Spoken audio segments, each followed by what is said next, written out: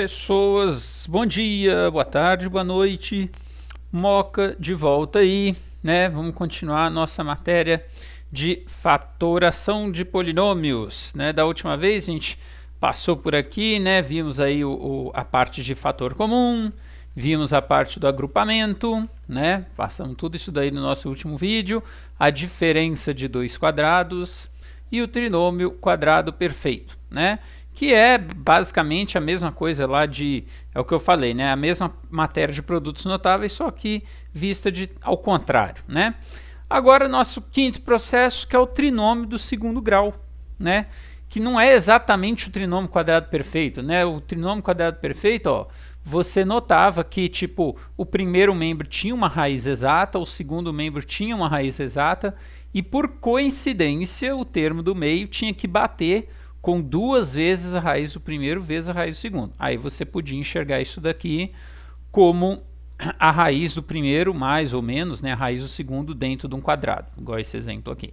Agora não, agora eu tenho um trinômio que não tem necessariamente aquela cara, que o termo do meio é igual a duas vezes a raiz do primeiro vezes a raiz do terceiro. Então, quando for assim, uma expressão do segundo grau qualquer, né, eu posso escrevê-la dessa maneira aqui, ó. Você tem lá um ax quadrado mais bx mais c. Você vai achar as raízes desse negócio, você vai lá num cantinho, igual a zero, acha as raízes x' e x2', e aí isso pode ser reescrito como x que multiplica uma raiz vezes x que multiplica a outra raiz. E ainda vezes um a aqui por fora, que é igual este a que está aqui, tá bom? Então, por exemplo, né, vamos lá, fatora esse aqui, 2x² menos 4x menos 6. Claro que você poderia virar assim, mas que eu já quero começar antes colocando 2 em evidência. Tudo bem, também não tem problema. Seria esse a que vai nascer aqui. Mas vamos supor que eu não percebi que dá para colocar o 2 em evidência antes de tudo, né? Então o que você vai fazer? Vou achar as raízes desse polinômio aí, né? Já vimos isso 1 milhão de vezes em aula presencial, em videoaula, então vamos pular essa etapa. As raízes, quando você estiver lá sábado à noite, que você vai estar em casa, né? Você calcula as raízes, você vai achar aí 3 e menos 1, as raízes desse polinômio aí. Se são 3 e menos 1, então como é que vai ficar esse polinômio?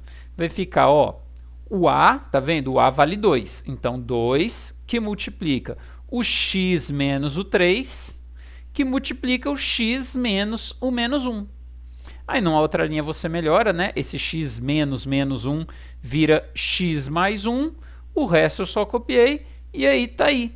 Esse polinômio aqui foi fatorado dessa forma aqui, né? Aqui ele está escrito em forma de conta de mais e de menos, e aqui ele está escrito em forma de vezes, né? É um parênteses, vezes, outro parênteses, vezes um doisinho que está lá fora. Se você fosse fazer toda essa distributiva aqui, né? Recomendo que você faça primeiro o parênteses vezes o parênteses, né? Faz aquele chuveirinho lá, né? Com a distributiva toda. O resultado você coloca dentro de um parênteses e faz esse 2 multiplicando todo mundo.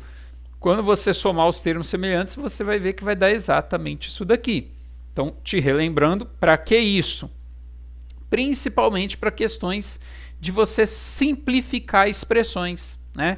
Se você tem lá uma expressão gigante e tem esse trinômio aqui com essas contas de menos, provavelmente você não vai conseguir simplificar muita coisa.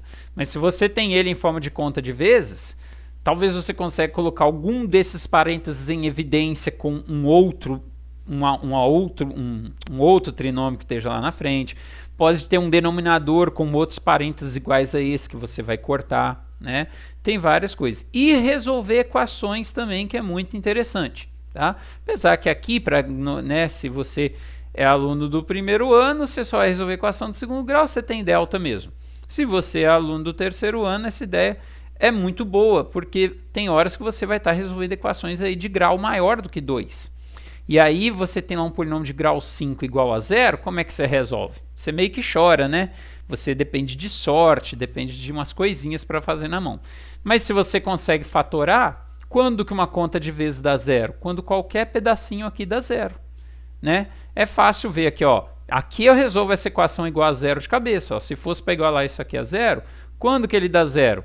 Quando x menos 3 for 0, ou seja, quando x for 3, que é uma raiz, e quando x mais 1 for 0. ou seja, quando x for menos 1, que é a outra raiz, né? Então fica fácil da gente enxergar. Certo, gente?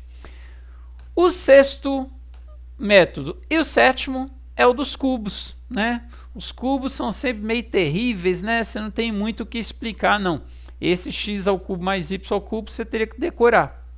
Tanto a soma de dois cubos como a diferença de dois cubos, ó, os dois têm um parêntesezinho de x e y e um outro parênteses que parece o resultado de produto notável, né?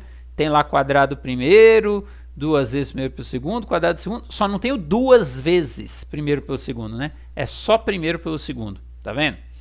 E a questão do sinal, né? Quando aqui é um mais, o parênteses pequenininho também é mais e o sinal do meio do outro é ao contrário. Quando aqui é menos, o parênteses pequenininho também é menos e o sinal do meio do outro é trocado, né? E todos terminam com mais. É muito triste, não tem muito o que fazer, né? A questão que exige você saber isso, aplicar isso daqui, são questões que, se você tem isso aqui de cor, você faz. Se você não tem isso aqui de cor, você não faz. Não tem jeito, tá? E de novo, se fosse para você fazer da direita para a esquerda, se viesse essa expressão aqui multiplicando e você tivesse que transformar nessa expressão aqui da esquerda, você não precisa decorar. Você faz as distributivas e aí o resultado dessa conta de vezes dá essa soma de cubos naturalmente, né? Ou a diferença de cubos. Agora, vindo a soma de cubos para o parênteses, não tem uma conta a ser feita. Então, ou você sabe de cor que o resultado é esse, ou não sabe, e aí não tem o que fazer, tá? Não é muito comum, né? Mas eu tenho que estar te mostrando aí, faz parte da matéria, então tá aí. Então, só para a gente exemplificar, por exemplo, fatório esse daqui, 27x ao cubo menos z à sexta. Então, olha só, você pode ver que esse primeiro termo tem raiz cúbica, e o outro também. Raiz cúbica de 27x ao cubo, você tira a raiz cúbica de cada um aqui, é 3x. E raiz cúbica de z à sexta é z ao quadrado, né? Z ao quadrado vezes z quadrado vezes z quadrado, você soma os expoentes, né? Então dá 2 mais 2 mais 2, dá o z à sexta. Então agora que você sabe a raiz cúbica de cada um, o que vai ser aquele parênteses pequenininho? Vai ser a raiz cúbica de um menos o do outro, né? Porque aqui é com menos, então o parênteses pequenininho fica com menos. Aí o quadrado do primeiro, que é 3x, é o 9x quadrado. O quadrado do segundo, que é o z quadrado, né? Então fica z à quarta. E o duas vezes o primeiro pelo segundo, só que não é duas vezes, né? É só o primeiro vezes o segundo, seria o 3x vezes z quadrado. Então dá 3xz quadrado. Então agora que você já identificou os quatro bonitinho, é só você montar, né? É uma diferença de cubos, então um parênteses pequeno leva o sinal de menos. E o outro parênteses, que tem o quadrado, um vezes o outro, né? O quadrado do outro, leva o sinal ao contrário aqui no termo do meio. Então você chega nessa solução aí. É simplesmente decorar, não tem o que raciocinar nesse ponto aqui, tá bom? E é isso, acabou, obrigado a todos, valeu, fui, fim. Não, tô brincando, fim da apresentação não, vamos voltar aqui com um passe de mágica, acessar o outro arquivo, pronto, nosso truque de mágica patético, né? Oh meu Deus, mas estamos ali, vamos começar esse tópicozinho novo aqui, razão e proporção. Esse aqui, o iniciozinho, é muito simples, gente, muito de graça. O que vai acontecer aqui? Mais uma vez ali nossa web pobre, razão e proporção. Então, por exemplo, razão, né, vem aqui ó, do ratio, do latim, né, que é uma relação entre dois valores. Então é uma divisão, né? A razão não tem unidade, porque você vai dividir um pelo outro. Então ela é uma coisa adimensional. E já a proporção vai ser uma igualdade entre duas ou mais razões, certo? Então, tem aquelas representações que a gente faz, né? A gente pode escrever a proporção desse jeito assim, por exemplo, isso aqui a gente lê assim, né? A2.B2.2.C. Não, é A está para B, assim como C está para D, certo? Nessa proporção assim, quando você escreve dessa maneira, Os primeiros, né, o primeiro e o último termo são os extremos da proporção, e os dois do meio aqui são os meios da proporção. Faz sentido, né? Os extremos e os meios. Mas ninguém representa nem assim, né? Na prática, no final das contas, o A está para B. Você escreve A sobre B, assim como você escreve igual, o C está para D, você escreve C sobre D, né? Então, A sobre B é uma razão, C sobre D é uma razão, os dois, um igual ao outro, esse conjuntinho todo é uma proporção, certo? O que você tem que saber de razão e proporção? Um monte de propriedade que, na verdade, tudo dispensável, tá? Você não tem que sair decorando aquele negócio, não. O principal é aquela coisa, né? O produto dos meios tem que ser igual ao produto dos extremos. A palavra, uma expressão muito bonita para aquilo que a gente tradicionalmente chama de multiplicar cruzado. Todo mundo, para todo lugar, chama isso de multiplicar cruzado, né? Se eu fosse representar isso aqui daquele jeito ali, na horizontal, né, só com 2 pontos, o produto dos dois dos extremos tem que ser igual ao produto dos dois do meio. Mais fácil a gente enxergar aquele xzinho aqui, né? A vezes D é igual a C vezes B. Você sabe isso? Você consegue, então, não depender de mais um monte de outras propriedades. Tem propriedades elegantes que faz um atalhozinho aí, às vezes um problema, mas não adianta nada você tentar ser elegante, ter atalhos e não ter muita certeza deles, né? Qualquer coisa, tipo assim, nossa, esse problema aqui era para usar essa propriedade, Moca, aí eu não decorei. Ah, com certeza um sisteminha pequenininho resolve, tá? Coisas que você, umas informações bem óbvias assim, vai substituir qualquer problema, tá? Então, né, só para você ver aí, essas duas frações aqui, né, essas duas razões são iguais? Depende. Se o produto, se a multiplicação cruzada valer, então essas frações são iguais. Aí você confere lá, deixa eu ver, 3 vezes 8 é igual a 4 vezes 6? Sim, 24 e 24. Então essas duas razões são iguais. Maca, mas é mais fácil que, ó, um é o dobro do outro. Ó. Sim, quando você consegue ver fácil que um é o dobro do outro, beleza, você vê, você tem certeza que elas são iguais, mas às vezes não é tão óbvio assim, né? Às vezes não é um dobro do outro, às vezes tem uns números feios, tem decimal, sei lá, tem umas raízes, né? Então, se a multiplicação cruzada bater, você tem certeza que eles são iguais, certo? O negócio pega mesmo, gente, quando a gente começa a explorar a regra de 3, divisão em partes proporcionais, né? Vamos abordar primeiro aqui nesse vídeo a parte de divisão em partes proporcionais e regra de 3 a gente vai fazer separado depois, tá? Então, olha só, razão, né, e proporção, divisão em partes proporcionais. É muito comum aqueles exercíciozinhos que a gente vê, assim, João morreu, deixou de herança aí, sei lá, 30 mil para os seus sobrinhos, vai repartir em parte diretamente proporcionais à idade de cada um e inversamente proporcional à idade de cada um, né? Então, o que é dividir em partes diretamente proporcional? Você tem um número n que você vai dividir em partes, né? P1, P2, P3, né? Então, se você somar todas essas partes, tem que dar o n. E você vai repartir entre números A1, A2, A3, né? Até A1 a n. Então, o que você monta? Se é diretamente proporcional, você vai colocar aqui uma parte sobre um número igual outra parte sobre outro número, igual outra parte sobre outro número, igual outra parte sobre outro número, assim vai até acabar. E aí a gente usa a principal propriedadezinha de proporção sem ser a de multiplicar cruzado, né? Que é, assim como a soma de todos os termos de cima está para a soma de todos os termos de baixo. Isso vai gerar uma fração provavelmente numérica, ou uma fração que ainda tem letra, mas é a mesma letra que existe nos outros, então vai ter uma equação com uma letra só, você consegue resolver. Normalmente você consegue dar uma simplificadinha nisso aqui e vai virar um k, que é a sua constante de proporção. Aí você sai igualando cada fraçãozinha dessa a esse k, tá? Vamos exemplificar aqui. Então, por exemplo, você vai dividir o número 144 em partes diretamente proporcionais a 3, 4 e 5. Então, o que você vai fazer? Você vai quebrar o 144 em 3 pedaços. Então, eu vou chamar eles aqui de x, y e z. Então, olha como é que vai ficar. O x está para 3, como o y está para 4, como o z está para 5. Certo? Aí você vai usar a principal regrinha. Assim como a soma de todos os de cima está para a soma de todos os de baixo. A soma de todos os de baixo é fácil, né? É 3 mais 4 mais 5, é só você somar, dá 12. E o x mais y mais z? O x mais y mais z são as partes do 144, então essa soma tem que dar o 144. Aí eu ganhei aqui a minha razão, né, que a gente chama de constante de proporção, que dá para simplificar e deu 12.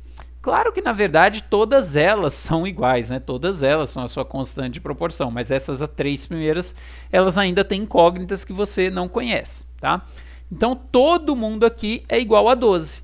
Então, agora eu vou igualar cada pedacinho ao 12, cada fraçãozinha dessa ao 12, para descobrir quanto que vale cada pedaço. Antes de resolver, já fica esperto para o seguinte: se é diretamente proporcional, quer dizer que quanto maior for esses números aqui, maior vai ser a parte deles. Então, por exemplo, o z, que eu coloquei junto com 5, que é o maior dos números, vai ter que ter o maior valor. O x, que eu coloquei junto com 3, que é o menor dos números, vai ter que ter o menor valor, né? E o y, que está com o mediano, vai ter o seu valor mediano. Se fosse inversamente proporcional, ia ser o contrário. Aquelas partes que estão juntas com os maiores valores, elas têm os menores resultados, né? Então, seria como se fosse assim: isso aqui eu estou repartindo R$144 para essas 3 pessoas aqui, de acordo com a nota que elas tiraram no teste. Então, se vai ser diretamente proporcional, quanto maior a nota, maior a quantia que ela vai ganhar. Se fosse inversamente proporcional, é o contrário. Quanto maior a nota, menor a quantia que ela vai ganhar, tá? Mas aí agora é fácil, né? Só igualar todo mundo ao 12. Então, você coloca o x sobre 3 igual a 12, multiplica cruzado, você ganha que x vale 36. Você tem o y sobre 4 igual a 12, multiplica cruzado, você ganha 48. E aí também você fala: já sei, Moca, eu já sei o x, já sei o y, eu vou somar aqui e vou ver quanto que falta para dar o 144, vai ser o z. Tá certo, tá? Mas vai que você cometeu um erro por aqui. Aí você vai usar respostas, aí você vai ter umas respostas erradas e você vai usá-las para descobrir outra resposta ainda, vai continuar errado. Então, não faz isso não. Continua calculando todos eles de forma independente e guarda essa ideia de somar no final para você conferir se está tudo certo, tá? Então, ó, o z sobre 5 vai ser igual a 12, você multiplica cruzado, vai dar os 60. Então, olha aí os seus 3 valores, 36, 48 e 60. Agora sim, se dá uma conferidinha aqui, ó.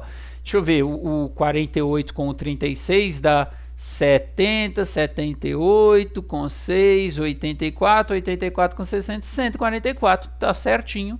Então tá aí repartido. De fato, ó, o z, que era proporcional ao 5, foi o maior dos resultados, tá? Depois você começa a perceber outras coisas também. Por exemplo, vamos supor que ao invés de 3, 4, 5 fosse 3, 4, 6. O 6 seria o dobro do 3. Então, a parte proporcional ao 6 também seria o dobro da parte proporcional ao 3. Tá? Tudo isso são proporções que você vai ver que se mantém. Certo, gente?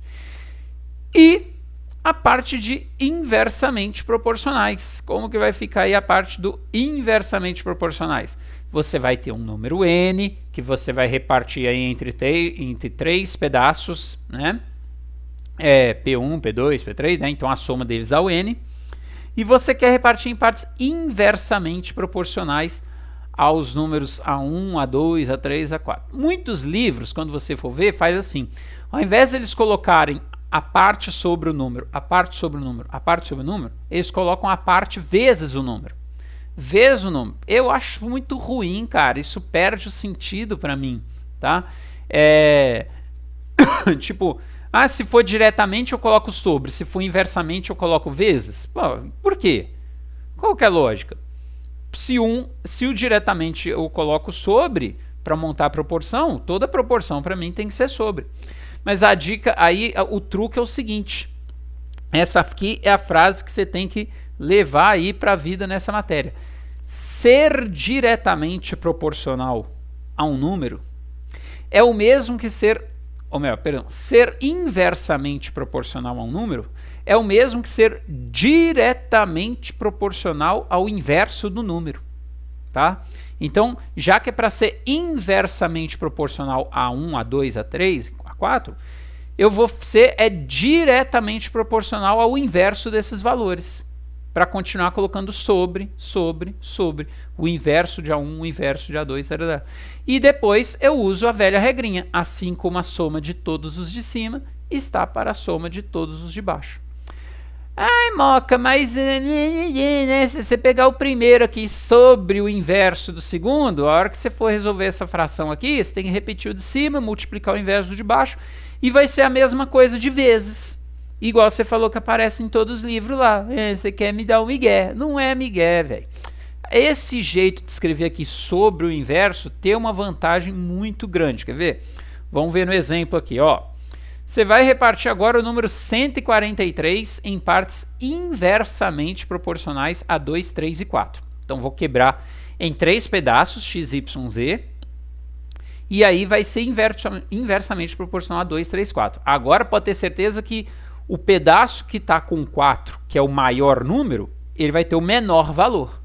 O pedaço que vai estar ligado ao 2, que é o menor número, ele vai ter o maior valor, porque agora é inversamente. Aí o que eu vou fazer? Muito livro faz assim, ao invés de você colocar sobre 2, sobre 3 e sobre 4, eles colocam vezes 2, vezes 3, vezes 4. Eu não. Eu faço assim, já que é para ser inversamente proporcional, então eu vou falar que eles são diretamente proporcionais ao inverso de 2, o inverso de 3 e o inverso do 4. E aí eu vou fazer como se fosse um exercício de diretamente proporcional. Aí eu só preciso aprender um. Ao invés de aprender o direto e o inverso, não, eu aprendo só o direto. Então, ó, x sobre meio, assim como y sobre 1/3, assim como z sobre 1/4. Agora eu uso o meu truque de, assim como a soma de todos os de cima está para a soma de todos os de baixo. O x mais y mais z são os pedaços do 143. Então, a soma dos três tem que dar o próprio 143. E o meio mais 1/3 mais 1/4, aí você vai num rascunho, vai lá num cantinho, soma essas frações, tira mínimo, né? O mínimo é 12. Quando você somar, tirar o mínimo aí direitinho, vai dar 13 sobre 12. Agora, você tem aqui a sua fração, que é a constante de proporção. Dá uma melhorada nela, né? Pega o 143 e multiplica pelo inverso do de baixo e você vai ver que vai dar 132 bonitinho. Tudo bem? Aí, agora sim, eu posso igualar cada fração com isso daqui. Só que x sobre meio, no fundo, é 2x. Né? Então, eu vou igualar 2x com o 132. Aí eu vou descobrir que o x vale 66. Certo? Ah, Moca, você escreveu, no final das contas, você acabou escrevendo vezes. Por que você não escreveu vezes desde o início? Porque se eu tivesse escrito desde o início 2x, ao invés de escrever sobre essas frações, se eu tivesse colocado 2x igual a 3y igual a 4z, como é que eu ia escrever depois a fração assim como a soma de todos os de cima está para a soma de todos os de baixo? Primeiro que não ia ter nada embaixo.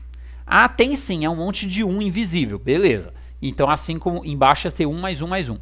Mas em cima, quanto que ia dar 2x mais 3y mais 4z? Eu não sei quanto que é isso não, 2x mais 3y mais 4z? Que negócio é esse? Eu sei quanto que é x mais y mais z, que é a soma dos pedaços, né? Que são os pedaços. Então, a soma deles dá o 143.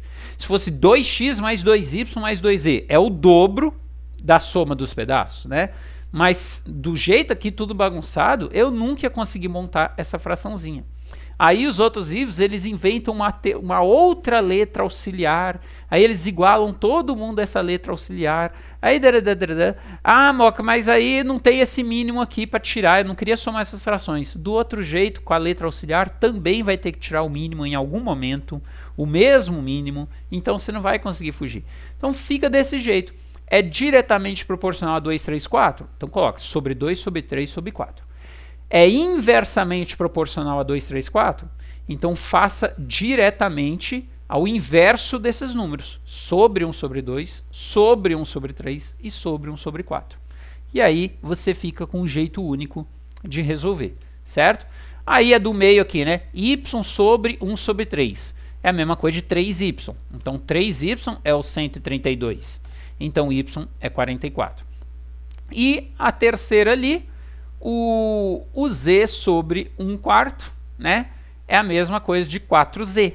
Então, 4z é igual a 132. Então, o z é igual a 33.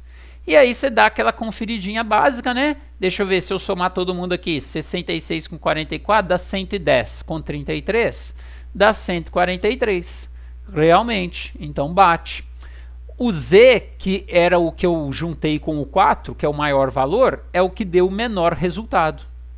O x, que eu associei ao 2, que era o menor valor, é o que deu o maior resultado. Então, procede também. Procede também. Inclusive, 4 é o dobro de 2. Então, os números, a parte que eu associei ao 2 e a parte que eu associei ao 4, também uma tem que dar o dobro da outra. Realmente, olha lá, ó, o x deu 66, né? O z deu 33, um é o dobro do outro. Tá? Então, você percebe essas coisinhas aí. É entendido, gente? Então, isso aí que é a partezinha de razão e proporção. E aí, na nossa próxima videoaula, a gente explora a parte de regra de 3. Eu vou ensinar regra de 3 de um jeito, tenho certeza, bem diferente do que você deve ter acostumado aí a fazer no seu ensino fundamental, sem aqueles negócios de setinha para cima, setinha para baixo, blá, blá, blá, blá, blá. Nós vamos aprender de uns jeitinhos diferentes aqui, beleza? Então, até lá, você, se puder, fique em casa, vai lavando a sua mão, enquanto eu vou desplugando minha web pobre. E é isso.